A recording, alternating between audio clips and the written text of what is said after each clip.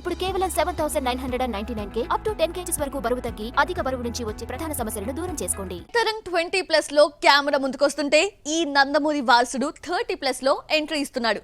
30 ఏళ్ళు వచ్చిన తర్వాత సినిమాల్లోకి వస్తే కెరియర్ బాగుంటుంది అని జ్యోతిషులు చెప్పడంతో వీటిని బాగా నమ్మే బాలయ్య కొడుకుని హీరోగా 30+ లో ఈ ఏడాది ఇంట్రడ్యూస్ చేస్తున్నారు.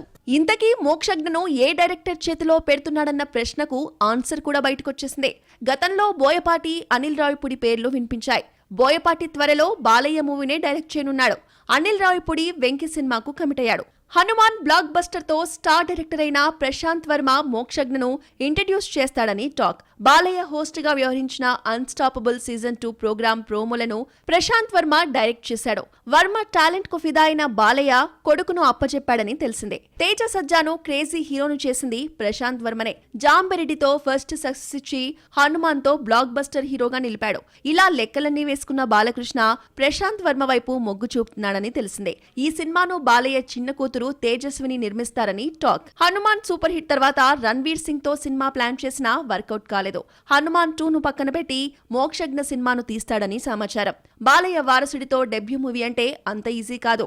అంచనాలు పీక్స్ లో ఉంటాయి. మరి వాటిని ప్రశాంత్ వర్మ ఎలా అందుకుంటాడో చూడాలి.